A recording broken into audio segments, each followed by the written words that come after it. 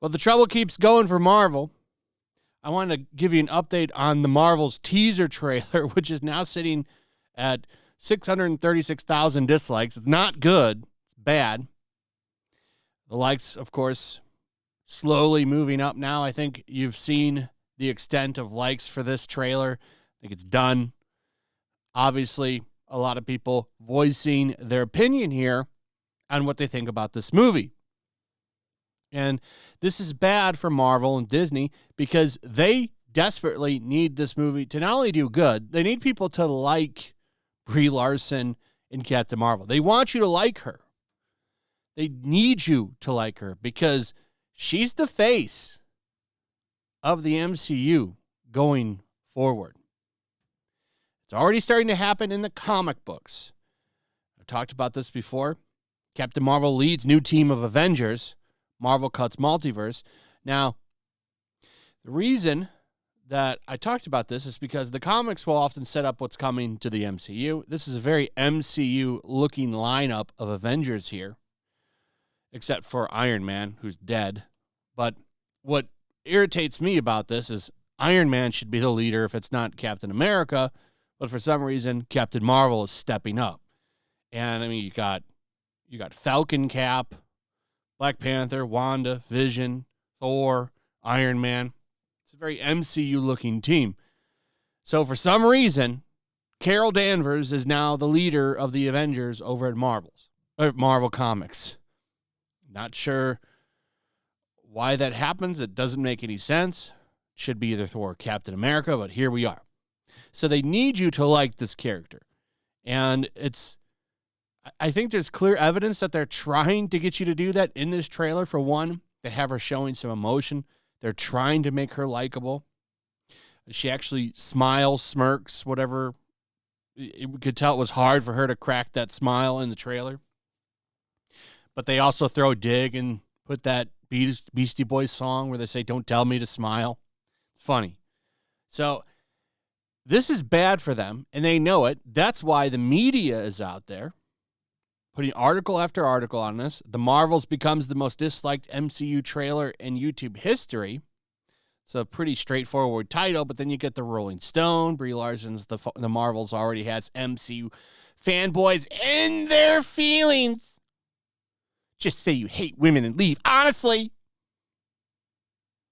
And you've got this one. Trolls already out in full force as the Marvels trailer gets bombarded with dislikes. Because critics are the only ones allowed to not like stuff. And if you're not going to like it, you kind of need to wait and see how they feel about it. Then you're supposed to go with their opinion because they represent the people. As funny as that is, because they don't. They don't represent anybody but themselves and their weird little club. There's one more from Jezebel. The Marvels trailer becomes most disliked in YouTube history due to women superheroes. Captain Feminist and the Patriarchy Stone. What a piece of crap, one commenter wrote. I don't see anything wrong with this comment. It's true. That's absolutely true. It's a good, definitely a good example of the first movie where Captain Marvel is shown as a selfish person. All of the motivations for the character in the movie are selfish. It's not really good for a superhero movie, but whatever. I'm really curious to how this movie does. So Disney has called the Defenders out, and you see all these articles now going after fans, attacking fans. And I always like to point out, it's funny that it's always Disney that they do this shit for. They did it for Amazon too. It seems to me that the movies and franchises that get protected the most are from companies with the deepest pockets.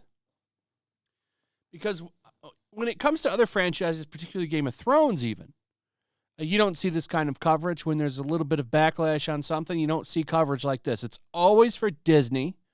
And then we also saw it with Amazon recently with Lord of the Rings. But Amazon's got a lot of money, don't they? Just like Disney. So I do believe a lot of these people are bought and paid for, which is why they run out and do this shit every time. So it's always because of women. It's always because of POC. It's never because of the actions of the people involved in the movie. It's never because the movie is god-awful. It's always some kind of istophobic reason, and they run right out there and say it every damn time. Yeah, they need this to do good, but it's not looking like it's going to do good considering all these dislikes, and they're going to try to push this shit in the comics, but they don't care because they don't care if anyone buys it or not. They don't care if anybody buys the comics or not. They do this for storyboarding reasons and to kind of start to get people to accept her as the leader. They've already said that, well, Kevin Feige said that she's the new face. She's the new Robert Downey Jr. I'm sure that's going to go well. Doesn't get any better for Marvel Comics, by the way. Look at this weird shit they're doing with Nightcrawler. And I like Nightcrawler a lot. It's one of my favorite X-Men. But for some reason, he's going to become the uncanny Spider-Man. Now, this I'm actually wondering why he's going to dress up as Spider-Man. It has me kind of curious, but my guess is that given the current state of talent at Marvel, odds are this is going to be a shitty comic, not written by anybody with talent, and it'll probably suck. But to me, this not only devalues Nightcrawler, because Nightcrawler is someone who can carry something himself, but it also devalues Peter Parker, Spider-Man, once again, because it's yet another different version of Spider-Man. I don't understand why Marvel is so intent on devaluing their greatest asset. And make no mistake, Spider-Man is their greatest asset. He's the most popular superhero in the world. So instead of propping him up, making him better, making sure that he gets the best stories and is very highly prized and valued because he sells a shitload of merchandise, the movie rights don't even compare to the merchandise rights, and that's what Marvel owns. So instead of keeping him valuable and keeping him rich with great storytelling, they've decided to make thousands of different versions of him, devalue him every chance they get, insult him, and destroy him every chance they can get.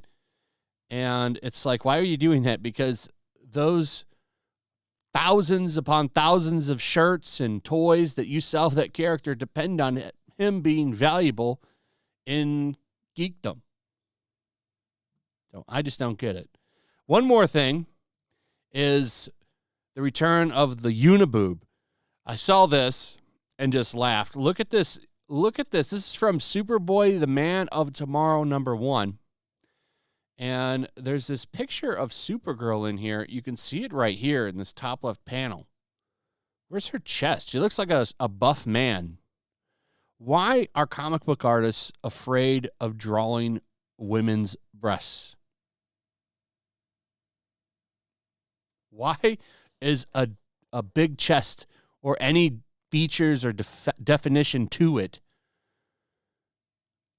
taboo in comics?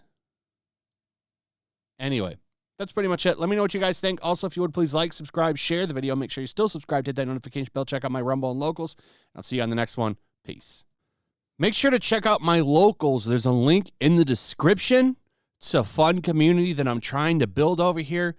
If you don't want to support me on YouTube, you can come over here. None of that money goes to YouTube. You also can just come over here for free. But if you are a supporter over here, I do plan on doing an extra live stream once a month and throwing links to the supporters so you can actually come on and have a supporter live stream with me. Also, it's a good place to catch all of my content. You don't have to worry about notifications like YouTube. They'll definitely work over here. So come check out my Locals.